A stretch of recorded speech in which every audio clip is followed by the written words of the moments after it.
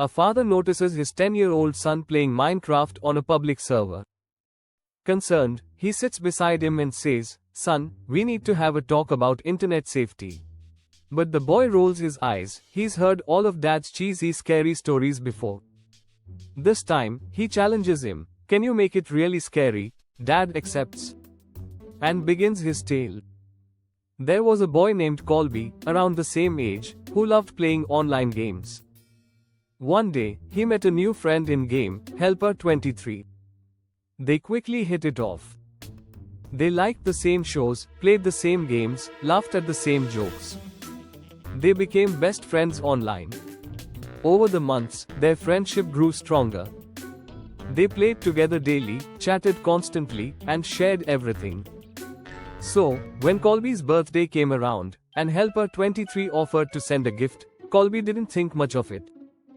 He shared his home address, but made Helper23 promise not to tell anyone. And he did. But later that night, Colby felt wrong. Uneasy. That guilty, sinking feeling wouldn't go away. He tossed and turned in bed, until he decided he had to tell his parents. Whatever the punishment, it was better than carrying this weight. As Colby lay in bed waiting, he heard the usual sounds of home. The washing machine churning in the laundry room, the trees scratching the windows, his baby brother cooing down the hall. But then, he heard something else. A strange noise. Footsteps. "Dad," he called out nervously. A figure appeared at the door, his father. But something was off.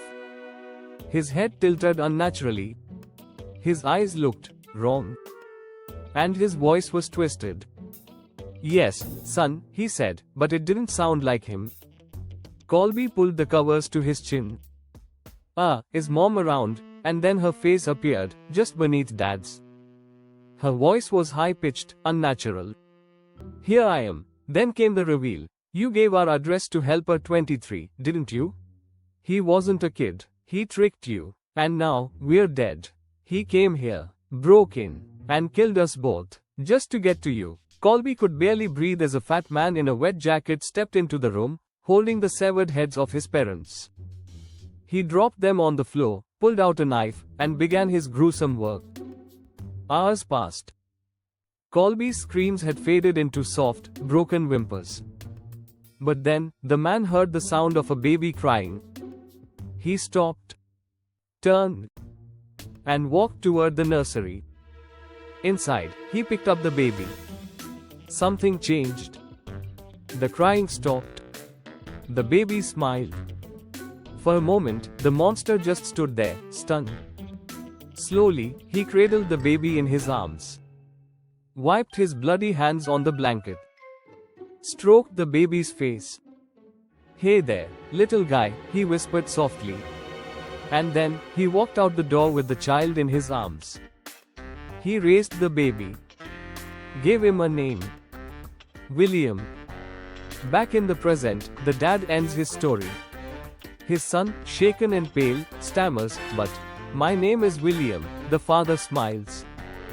Tousles his hair. And says with a wink, "Of course it is, son." William runs up the stairs in tears, but maybe, just maybe, he liked the story after all.